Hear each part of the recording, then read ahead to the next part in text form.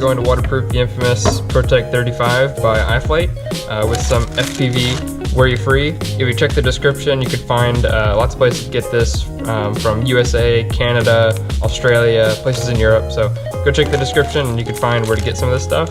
Let's go ahead and put this off to the side and I'll show you what comes in the kit. You get one of my stickers, and I do sticker printing, so if you ever need stickers, let me know. These are some examples. You get one of my business cards. If you go to the back of the business card and you scan this QR code, it'll take you to like my Instagram, YouTube, TikTok, pretty much everything you need to know about me. And if you ever need stickers, help with your FPV worry-free, or just your FPV quads in general, let me know. You also get one of the actual FPV worry-free tubes. It's 20 milliliters, and it's enough to cover about 2 to 3 quads. I'll also link the video in the description to where you can find the video to see exactly how much this can cope. You also get a large brush, a sandwich pick, a toothpick, and a plastic pick to help spread everything around. My favorite is the plastic pick, just because it's so reusable and you could just peel the silicone right off of it. But besides that, let's go ahead and start with tearing this apart.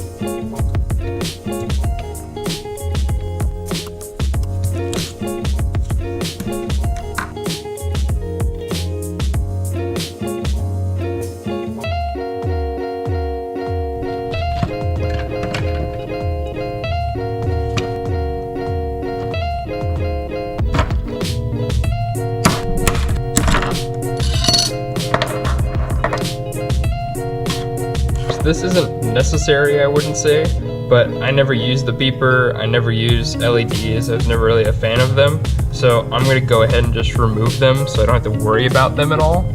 But I'm sure it wouldn't be too hard to coat them in waterproofing and just let them work. But I'm not a huge fan of LEDs, never really been, I never really understood the point of it. And the beeper, I'll show you later, but we'll just go into the settings. And I don't think you actually have to go into the settings, it should just work automatically, but the motors should be their own beeper. And I'm not a huge fan of loud beepers, so there's not really a big point of having that on there. But we need to leave this one because this is for the crossfire receiver. So one of the big questions is probably gonna be, how do you waterproof a Vista? And I'll leave in the description to the video where I dunked a Caddx Vista. I had it with the original DJI camera, not the new Caddx camera, but I was able to dump the Vista with camera, everything in the water, and it worked just fine. There's a little bit of electroplating that went on right here. So what I'm going to do is just put a dab of worry-free on that, just that edge there. I'm just gonna go ahead and put it, I'm gonna try using the stick. And then I'm just going to kind of put a little bit right on these wires here. There we go, that should be all I need to do.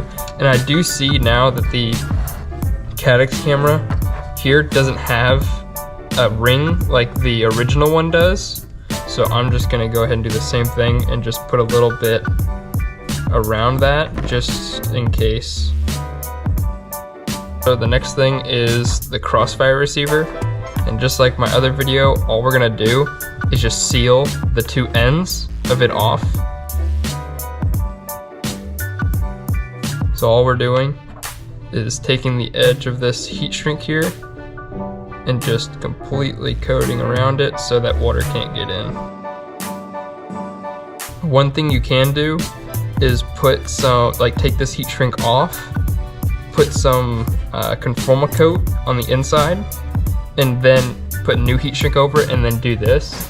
So what I'm talking about is just some MG conformal coat. You could put this on the inside here and then put worry-free on the outside. But I haven't found it necessary. I've gone in the water plenty of times, and this isn't very vulnerable to being punctured at all, just because it's so protected on the inside of the quad compared to like individual ESCs. But this works just fine, and I haven't had any issues with it. Next, we're gonna take the motors, ESCs, flight controller, and we're gonna go ahead and put some on top. I don't have it plugged in, but I will just coat around it, and then I'll plug it in later, and then completely seal it off, this connector here for the Vista, and then we'll go ahead and coat this later as well. I know you can print little covers for the USB port. I haven't tried that yet, and I haven't had any issues just coating around it. but maybe in the future I'll start putting those in the kits maybe. So it looks pretty darn good, and we're gonna go ahead and let this sit for about half an hour and then I'll come back. Okay, so it's been about 30 minutes now and the waterproofing is pretty much solid. It's a little tacky, but not that bad. Mostly cured. In about another half an hour to an hour, it should be fully cured. But we're gonna go ahead and flip this over and do the other side.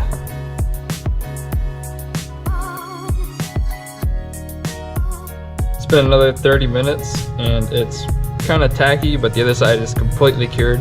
But we're gonna go ahead and put these plugs together and then plug on the crossfire and go ahead and just cover that in some worry-free as well.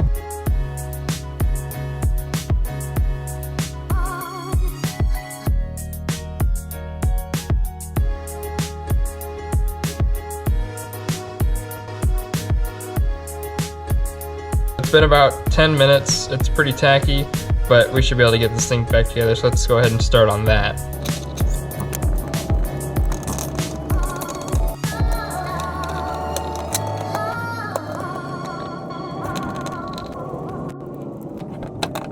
As I was putting this back together, I realized that I put this plate back on upside down.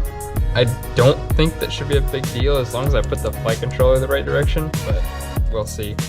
One of the big questions I always get asked is if you have to waterproof the motors, and the motors are already waterproof. These windings already have a coating on them. The only thing that can go wrong is the bearings can go bad, but you can't really waterproof the bearings other than just lubing them up. But they should already be good, and so we're ready to go into the water.